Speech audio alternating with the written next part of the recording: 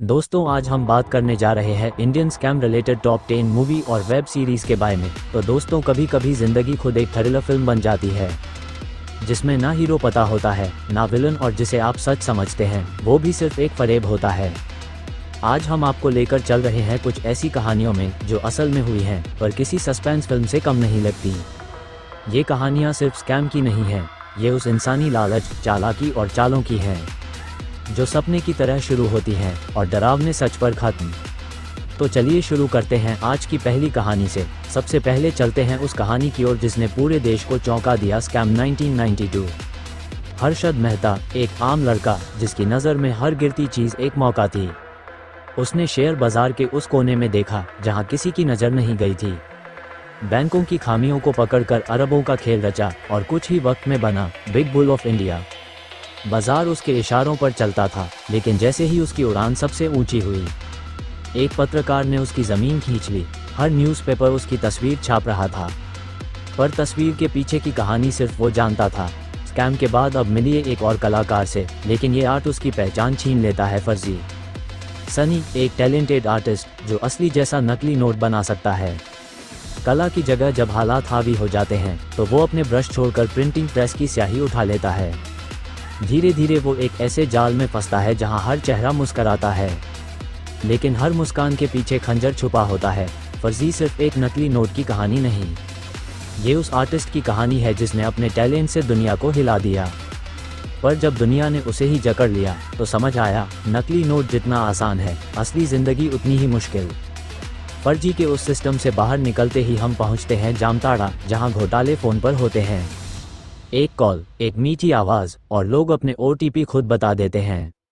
जामताड़ा के लड़कों ने न बंदूक चलाई न खून बहाया, फिर भी पूरे देश के बैंक अकाउंट खाली कर दिए। स्कूल की उम्र में उन्होंने करोड़ों का स्कैम खड़ा कर दिया, लेकिन जब एक ईमानदार अफसर उनके पीछे पड़ी तो मामला सिर्फ साइबर क्राइम का नहीं रहा। अब लड़ाई थी राजनीति से, सिस्टम से और खुद अपने लोगों से। जामताड़ा दिखाता है कि आज का स्कैम मोबाइल से चलता है और मासूम चेहरे ही सबसे बड़ा जाल बन जाते हैं।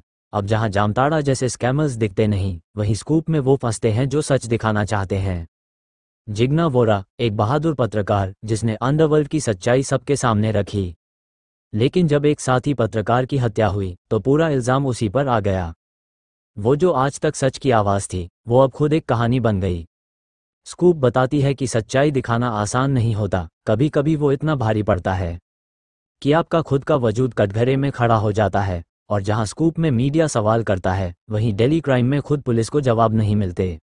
दिल्ली के अमीर इलाकों में हो रहे कत्लों की एक लहर, लूट के साथ मौतें, और कातिल कोई आम नहीं, वो लोग हैं जिन्हें समाज ने कभी इंसान माना ही नहीं। DCP वर्तिका के सामने है एक केस जहां अपराध से ज्यादा डर उस गुस्से से है जो सालों से दबा रहा। दिल्ली क्राइम सिर्फ एक केस नहीं, ये उस तंत्र की कहानी है जिसमें लोग अपराधी नहीं बनते, उन्हें अपराधी बना दिया जाता है। जैसे जैसे ये कहानियां खुलती जा रही हैं, शायद आपके रोंगटे भी खड़े हो रहे होंगे। अगर ये सच्चाई आपके दिल तक पहुंच रही है तो वीडियो को लाइक ज़रूर करिए, अपने दोस्तों को शेयर कीजिए, और ऐसे ही दिल दहला देने वाले सफ़र के लिए चैनल को सब्सक्राइब करना मत भूलिए। बहुत बढ़िया, अब हम अगले हिस्से की ओर बढ़ते हैं जहां हर कहानी पहले से ज़्यादा गहरी, डार्क और इमोशनल होती जा रही है। पिछली कहानी में जहां पुलिस खुद उलझी हुई थी, अब हम जा रहे हैं वहां जहां अपराधी खुद को भगवान मानता है और कानून एक मजाक बनकर रह जाता है। अब मिलते हैं एक ऐसी कहानी से जहां हर मुस्कान के पीछे लाश छुपी होती है अनदेखी। सुदर्शन परिवार की शादी में एक डांसर को गोली मार दी जाती है। लोगों ने देखा, कैमरे ने रिकॉर्ड किया, लेकिन सब चुप रहे। क्यों? क्योंकि जिसने मारा वो था सत्ता वाला, पैसा वाला, एक ऐसा शख्स जिसके लिए इंसान की जान सिर्फ एक एंटरटेनमेंट ब्रेक है। अनदेखी हमें बताती है कि कभी कभी सबसे खतरनाक लोग वो होते हैं जो खुले में जीते हैं, जो खुद को कानून से ऊपर समझते हैं, और जब कोई उनका सच बाहर लाने की कोशिश करता है तो उसकी जिंदगी भी एक गिनती बन जाती है। अनदेखी की उस डरावनी सच्चाई से आगे चलते हैं अब एक ऐसे रहस्य की ओर जो विज्ञान और आस्था के बीच उलझा है। असुर। वाराणसी की गलियों में एक साइको किलर जो खुद को कलयुग का असुर मानता है। हर हत्या के पीछे एक पौराणिक संकेत, हर लाश के साथ एक श्लोक। एक तरफ है CBI का तेज अफसर, दूसरी तरफ एक साइको जिसकी सोच हजारों साल पुरानी है। एज सिर्फ क्राइम थ्रिलर नहीं है, ये एक सवाल है, क्या बुराई सच में खत्म होती है, या हर युग में उसका एक नया अवतार जन्म लेता है? अब जहां असुर में अपराध आध्यात्मिक रूप ले लेता है, वहीं द ग्रेट इंडियन मर्डर में पॉलिटिक्स और पाप एक साथ नाचते हैं। एक पावरफुल नेता का बेटा वीकी राय, घमंड में चूर, कई केसों से बचा हुआ, और अब अचानक उसकी पार्टी के बीचों बीच हत्या हो जाती है। शक की सुई घूमती है। पार्टी में आए हर मेहमान पर किसी ने कैमरे बंद किया, किसी ने शराब में मिलाया जहर, और किसी ने बस चुपचाप मौत देखी। द ग्रेट इंडियन मर्डर सिर्फ कातिल की तलाश नहीं, ये उन चेहरों की परतें खोलता है जो कैमरे के आगे मुस्कराते हैं और पीछे खून से हाथ रंगते हैं।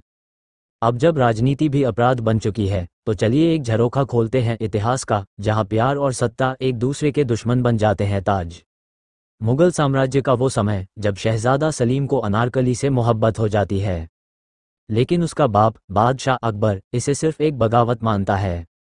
राजनीति, प्यार और पितृत्व की इस जंग में जो भी जीतता है, दिल हमेशा हारता है।